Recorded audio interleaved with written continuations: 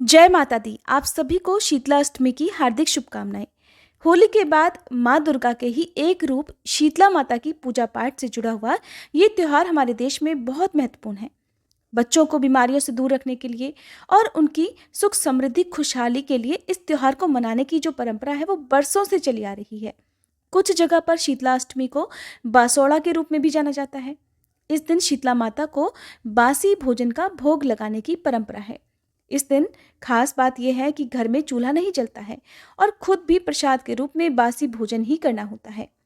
इस त्योहार को मनाने के लिए लोग सप्तमी की रात को ही बासी भोजन तैयार कर लेते हैं और अगले दिन देवी को बासी और ठंडा भोग लगाने के बाद ही खुद ग्रहण करते हैं। कहीं पर इस दिन हलवा पूरी का भोग तैयार किया जाता है, तो कुछ जगह पर गुलगुले बनाए जाते हैं। कुछ जगह पर गन्ने के रस की बनी हुई खीर का भोग भी शीतला माता को लगाया जाता है और इस खीर को भी सप्तमी तिथि की रात को ही बनाकर रख लिया जाता है। इस दिन की खास बात यह है कि अष्टमी तिथि को जब माँ का पूजन हम करते हैं, उन्हें भोग लगाते हैं, तो दीपक जलाकर नहीं रखा जाता है। दीपक में केवल घी और रुई की बाती रखकर ऐसे ही शीतला माता के आगे या फिर नीम के पेड़ की पूजा भी इस दिन की जाती है। तो नीम के पेड़ की जड़ में ये दीपक रख दिया जाता है, जिसे ठंडा दीपक कहते हैं। शीतला अष्टमी के दिन इस ऋतु का आखिरी बार बासी भोजन किया जाता है और इसके बाद से फिर बासी भोजन ग्रहण नहीं किया जाता है। स्कंद पुराण के अनुसार शीतला माता को चेचक आदि रोगों की देवी माना जाता है और ये बच्चों की रक्षा करने वाली, उन्हें हर रोग और बीमारियों से मुक्त रखने वाली देवी होती हैं। ये अपने हाथों में कलश, सूप, झाड़ू और नीम के पत्ते धारण किए होती हैं और उनकी जो सवारी है, उनका जो वाहन है वो गधे की सवारी है और ये अभय मुद्रा में सदा विराजमान रहती हैं। हर वर्ष चैत्र मास के कृष्ण पक्ष की अष्टमी तिथि को शीतला अष्टमी यानी बासोड़ा पूजा का ये त्योहार मनाया जाता है।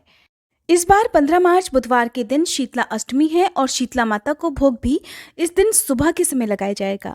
सप्तमी तिथि 14 मार्च मंगलवार के दिन रहेगी और अष्टमी तिथि प्रारंभ होगी 14 मार्च मंगलवार की रात 8:30 से, जिसकी समाप्ति 15 मार्च बुधवार की शाम 6:45 पर हो जाएगी।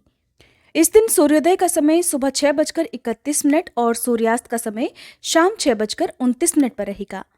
ब्रह्म मुहूर्त का समय इस दिन सुबह 5:03 से लेकर 5:51 पर रहने वाला है और ज्येष्ठा नक्षत्र जो कि शुभ मुहूर्त है सुबह 7:34 तक रहेगा। सिद्धि योग दोपहर 12:53 तक रहेगा। आप ज्येष्ठा नक्षत्र में भी माँ को भोग लगा सकते हैं। इस दिन शीतला माता को लगाया जाने वाला भोग दोपहर से पहले पहले तक लगा लेना चाहिए। राहु काल जो कि अशुभ मुहूर्त माना जाता है दोपहर 12 बजे से लेकर 1:30 बजे तक रहेगा। माता को भोग लगाने के लिए जो सबसे शुभ मुहूर्त है वो सुबह 5:31 से लेकर 6:41 तक रहेगा। इस दिन क्या करना चाहिए और क्या नहीं करना चाहिए, तो देखिए, इस दिन सुबह ठंडे पानी से स्नान करना चाहिए, गर्म भोजन नहीं करना चाहिए। सुबह जितनी जल्दी हो सके उतनी जल्दी जाकर शीतला माता के दर्शन करके शीतला माता को ठंडे और बासी भोजन का भोग लगाना चाहिए। इस दिन सिलाई का या सुई धागे का काम करना भी वर्जित माना गया है। आज के दिन बनने वाला भोजन शुद्ध सात्विक होना चाहिए। सप्तमी और अष्टमी तिथि को किया गया भोजन या भोग लगाने वाला भोजन शुद्ध सात्विक हो। इस दिन भूल कर भी शराब और मांसाहार का प्रयोग किसी को नहीं करना चाहिए। इस दिन शीतला माता की पूजा होलिका दहन वाले स्थान पर भी की जाती है। वैसे तो आसपास जहाँ भी शीतला माता का मंदिर हो वहाँ जाकर आप पूजा कर सकते हैं। माँ की पूजा करने के बाद आप माँ को हल्दी अर्पित करें और उसी हल्दी को अपने घर के सभी बच्चों के माथे पर जरूर लगाएं। ऐसा करने से बच्चों को कोई भी रोग या बीमारी का डर नहीं रहेगा। शीतला अष्टमी से एक दिन पहले यानी कि सप्तमी तिथि को आप अपने रिवाज के अनुसार, जैसे कि कई जगह पर मीठा भात जिसे ओलिया कहते हैं, खाजा, चूरमा, नमक पारे, शक्कर पारे, बेसन चक्की, पुए, गुलगुले, पकौड़ी, राबड़ी, बाजरे की रोटी, पूड़ी सब्जी आदि जो भी बनाए जाते हैं वो आप बनाकर रख लें। शाम के समय ये बनाए जाते हैं। मिट्टी के कुल्हड़ में मोठ या बाजरा भिगो कर रख देनी चाहिए और ध्यान रखना है कि जो भी वस्तुएं आप भोग बना रहे हैं वो पूजा करने से पहले बिल्कुल भी खाना या जूठा नहीं करना चाहिए। माँ की पूजा करने के लिए अगर आप रोटी बनाना चाहते हैं तो रोटियां ऐसी बननी चाहिए जिसमें लाल रंग के सिकाई के निशान ना हो। भोग बनाने के बाद पूरे घर की साफ सफाई कर लेनी चाहिए, चूल्हा साफ करके फिर अगले दिन आपको पूजा की तैयारी करनी चाहिए। रोली, मौली, पुष्प, वस्त्र आदि अर्पित करके शीतला माता की पूजा करनी चाहिए। मान्यता तो यही है कि शीतला अष्टमी के दिन घर में चूल्हा नहीं जलना चाहिए, लेकिन हर किसी के लिए ऐसा करना संभव नहीं होता है। तो अगर आपके लिए बहुत ज़्यादा ज़रूरी हो तो जब तक आप शीतला माता की पूजा नहीं कर लेते हैं, भोग नहीं लगा लेते हैं, उस समय तक आप चूल्हा ना जलाएं। भोग लगाने के बाद या पूजा करने के बाद फिर आप चूल्हा जला भी सकते हैं। शीतला सप्तमी के दिन आप 9 कंडवारे, 1 कुल्हड़ और 1 दीपक कुम्हार के यहाँ से ज़रूर मंगाएं, क्योंकि शीतला अष्टमी के दिन कुम्हार की और कुम्हारिन की पूजा भी होती है। साथ ही उन्हें कुछ ना कुछ दान दक्षिणा भी देनी चाहिए। और जिस दिन बसौड़ा होता है यानी अष्टमी तिथि के दिन सुबह उठकर जितनी जल्दी हो सके तो ब्रह्म मुहूर्त में, नहीं तो सूर्योदय से पहले उठकर ठंडे पानी से स्नान करना चाहिए। पानी में आप नीम की पत्तियाँ जरूर डालें। परिवार के सभी सदस्यों को नीम की पत्ती के पानी से स्नान करना चाहिए।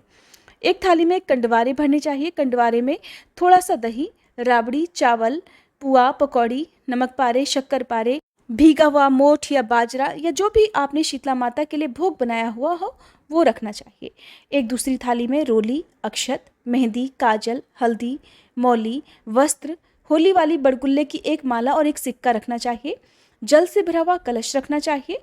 फिर आटे का दीपक बनाकर उसमें आप रुई की बत्ती घी में डुबोकर रख लें, और आप आटे के दीपक के बजाय मिट्टी का दीपक भी इस्तेमाल कर सकते हैं।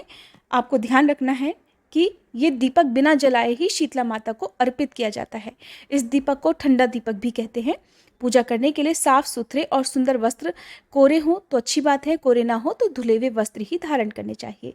पूजा की थाली पर, कंडवारों पर और घर के सभी सदस्यों को रोली, हल्दी से टीका करें, खुद भी टीका लगाएं। फिर हाथ जोड़कर शीतला माता से प्रार्थना करनी चाहिए कि हे शीतला माता, मान लेना और शीली ठंडी रहना, शीतल आशीष प्रदान करना, घर में प्रेम, सुख, शांति और शीतलता बनी रहे।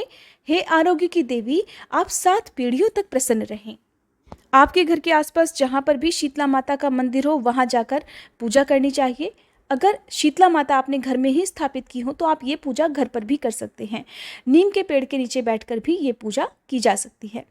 सबसे पहले शीतला माता को जल का छींटा दिया जाता है, यानी जल से स्नान कराया जाता है। फिर रोली और हल्दी से टीका करा जाता है।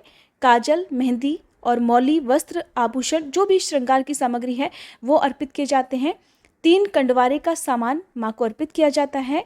होली पर बनाए हुए बड़कुल्ले जो गोबर से बनाए जाते हैं उनकी माला शीतला माता को अर्पित की जाती है। आटे का दीपक बिना जलाए अर्पित किया जाता है। उसके बाद सबसे अंत में शीतला स्तोत्र, शीतला माता की कथा और आरती आदि गाकर आपको माँ की पूजा अर्चना करनी चाहिए। सबसे अंत में हाथ जोड़कर आशीर्वाद लेना चाहिए। अंत में वापस से एक बार जल चढ़ाएं और चढ़ाने के बाद जो जल बहता है उसमें से थोड़ा सा जल अपने लोटे में जरूर डालें। ये जल बहुत पवित्र होता है। घर वापस आने पर इसे घर के सभी सदस्यों को दें। सभी सदस्य इस जल को अपनी आंखों पर लगाएं और थोड़ा थोड़ा जल घर के हर हिस्से में, मुख्य द्वार पर, घर के अंदर, सब जगह छिड़कना चाहिए। इससे घर की शुद्धि होती है और शुभ और पवित्र शक्तियों का वास होता है। शीतला माता की पूजा करने के बाद पथवारी माता की पूजा भी करनी चाहिए और 1 कंडवारे का सामान यहाँ भी अर्पित करना चाहिए, यानी कि जो भी भोग आपने शीतला माता को अर्पित किया है वो सब भी अर्पित करना चाहिए। आज के दिन शीतला माता की कहानी, पथवारी माता की कहानी और गणेश जी की कहानी सुननी चाहिए। इसके बाद जहाँ पर होली का दहन हुआ था वहाँ जाकर पूजा करनी चाहिए। थोड़ा जल वहाँ चढ़ाना चाहिए और जो भी भोग आपने शीतला माता को अर्पित किया है वो भोग भी होलिका दहन वाली जगह पर अर्पित करना चाहिए। घर आने के बाद यदि आपके घर में पानी की मटकी है तो वहाँ पर भी पूजा करनी चाहिए। पूजा करने के बाद आप बचा हुआ जो भी कंडवारे का सामान है या जो दान दक्षिणा आपने पूजा में रखी हुई है, क्योंकि हर पूजा में कुछ ना कुछ दान दक्षिणा आदि रखी जाती है, वो कुम्हारिन को या फिर गाय को या ब्राह्मणी को दे देना होता है। यदि आपने भोजन आदि का हिस्सा निकाला है तो वो गौ माता को दे सकते हैं। वस्त्र आदि दक्षिणा आदि है तो वो कुम्हारिन को, या फिर कुम्हारिन ना मिले तो आसपास ब्राह्मणी को भी दे सकते हैं। अगर छोटे बच्चे घर में हो तो उनके हाथों से भी शीतला माता को आप भोग लगवा सकते हैं। इस प्रकार से शीतला माता की पूजा करके जो भी ठंडा बासी भोजन है वो परिवार के सभी सदस्यों को मिलजुल कर ग्रहण करना चाहिए। वैसे तो हमारे चैनल पर आपने शीतला माता की पौराणिक कथाएं सुन ही ली होंगी। अगर आपने नहीं सुना है तो प्लीज़ ज़रूर सुन लीजिएगा। जिनमें से एक सबसे प्रचलित पौराणिक कथा जो शीतला माता की पूजा करते समय सुनी जाती है वो अब आप सुनिए। पौराणिक कथा के अनुसार एक बार शीतला माता ने सोचा कि चलो आज देखूं कि धरती पर मेरी पूजा कौन कौन करता है, कौन कौन मुझे मानता है। यही सोचकर शीतला माता धरती पर राजस्थान के डुंगरी गांव में आई और देखा कि इस गांव में तो मेरा मंदिर भी नहीं है, ना ही यहाँ पर कोई मेरी पूजा करता है। ऐसा विचार कर शीतला माता गांव की गलियों में घूम ही रही थीं कि तभी एक मकान के ऊपर से किसी ने चावल का उबला पानी नीचे फेंका। वह उबलता हुआ पानी शीतला माता के ऊपर गिर गया, जिससे शीतला माता के शरीर में छाले पड़ गए। शीतला माता के पूरे शरीर में भयंकर जलन होने लगी। अब तो शीतला माता गांव में इधर उधर भाग भाग कर चिल्लाने लगी, अरे मैं जल गई, मेरा शरीर तप रहा है, मैं जल रही हूँ, कोई तो मेरी मदद करो। लेकिन उस गांव में किसी ने भी शीतला माता की मदद नहीं की। वहीं अपने घर के बाहर एक कुम्हारन बैठी हुई थी।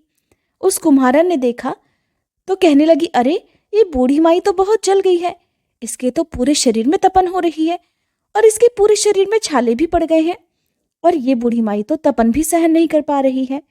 तब उस कुम्हारिन ने बूढ़ी माई से कहा, बूढ़ी माई के रूप में साक्षात शीतला माता ही वहां पर थी। कहा कि माँ, तू यहाँ पर आकर बैठ जा, मैं तेरे शरीर के ऊपर ठंडा पानी डालती हूँ। कुम्हारन ने उस बूढ़ी माई के ऊपर खूब सारा ठंडा पानी डाला और बोली, माँ, मेरे घर में रात की बनी हुई राबड़ी रखी है, थोड़ा सा दही भी है, तू दही राबड़ी खा ले, तेरा पेट भर जाएगा। जब बूढ़ी माई ने ठंडे ज्वार के आटे की राबड़ी और दही खाया तो उसके शरीर को बहुत ठंडक मिली। थोड़ी देर के बाद कुम्हारिन ने उस बूढ़ी माई से कहा कि माँ, बैठ जा, तेरे सिर के बाल बिखरे हुए हैं, ला मैं तेरी चोटी बना देती हूँ। बूढ़ी माई के कहने पर कुम्हारिन ने बूढ़ी माई के बालों की चोटी बनाना शुरू कर दिया। कंघी कर ही रही थी कि अचानक कुम्हारिन की नजर उस बूढ़ी माई के सिर के पीछे पड़ी तो कुम्हारिन ने देखा कि एक आंख बालों के अंदर छुपी हुई है। ये देखकर कुम्हारिन डर के मारे घबराकर भागने लगी। तभी उस बूढ़ी माई ने कहा, बेटी रुक जा, तू डर मत, मैं कोई भूत प्रेत नहीं हूँ, मैं तो शीतला देवी हूँ। मैं इस धरती पर देखने आई थी कि मुझे कौन कौन मानता है, कौन मेरी पूजा करता है। ऐसा कहकर 4 भुजा वाली माता हीरे जवाहरात के आभूषण पहने, सिर पर सोने का मुकुट धारण किए अपने असली रूप में प्रकट हो गई। कुम्हारिन तो बहुत प्रसन्न हो गई और माता के चरणों में गिर पड़ी। अब कुम्हारिन माता के दर्शन करने के बाद सोचने लगी कि मैं तो बहुत गरीब हूँ, माता को कहाँ बिठाऊं। तब माता बोली, बेटी तू किस सोच में पड़ गई। तब उस कुम्हारिन ने हाथ जोड़कर आंसू बहाते हुए कहा कि माँ, मेरे घर में तो चारों तरफ दरिद्रता है और गरीबी है, मैं आपको कहाँ बिठाऊं। मेरे घर में तो बिठाने के लिए न चौकी है, न बैठने का आसन। तब शीतला माता प्रसन्न होकर उस कुम्हारिन के घर पर खड़े हुए गधे पर ही बैठकर एक हाथ में झाड़ू, दूसरे हाथ में डलिया लेकर उस कुम्हारिन के घर की दरिद्रता को झाड़ने लगी। सारी दरिद्रता को झाड़कर डलिया में भरकर उन्होंने बाहर फेंक दिया और कुम्हारिन से कहा, बेटी मैं तेरी सच्ची भक्ति से प्रसन्न हूँ, अब तुझे जो कुछ भी चाहिए मुझसे वरदान मांग ले। तब कुम्हारिन ने हाथ जोड़कर कहा, हे माता, मेरी इच्छा है कि आप इसी डुंगरी गांव में स्थापित होकर यहीं रहो और जिस प्रकार आपने मेरे घर की गरीबी को अपने झाड़ू से दूर कर दिया, मेरे घर के रोग शोक को दूर कर दिया, उसी तरह से आपकी जो भी होली के बाद की सप्तमी को भक्ति भाव से पूजा कर आपको ठंडा जल, दही और बासी ठंडा भोजन चढ़ाए, उसके घर की दरिद्रता को साफ करना और आपकी पूजा करने वाली हर सुहागिन का सुहाग अखंड रखना, उसकी गोद हमेशा भरी रखना। साथ ही जो पुरुष शीतला सप्तमी को नाई के यहाँ बाल ना कटवाए, धोबी को कपड़े धुलने ना दे और आप पर ठंडा जल चढ़ाकर, नारियल पुष्प चढ़ाकर परिवार सहित ठंडा बासी भोजन करे, उसके काम धंधे व्यापार में कभी कोई कमी ना आए। कुम्हारिन की बात सुनकर शीतला माता बोली, तथास्तु बेटी, जो तूने वरदान मांगे मैं वह सब तुझे देती हूँ। तुझे आशीर्वाद देती हूँ कि मेरी पूजा का मुख्य अधिकार इस धरती पर सिर्फ कुम्हार जाति का ही होगा। तभी उस दिन से ही डुंगरी गांव में शीतला माता का मंदिर स्थापित हो गया और उस गांव का नाम हो गया शील की डुंगरी। शील की डुंगरी में शीतला माता का मुख्य मंदिर है। शीतला सप्तमी के दिन वहां पर बहुत विशाल मेला लगता है और जो भी भक्त इस कथा को पढ़ता अथवा सुनता है, शीतला माता की कृपा से उनके घर की सभी गरीबी दूर हो जाती है और मनोकामनाएं भी पूर्ण हो जाती हैं।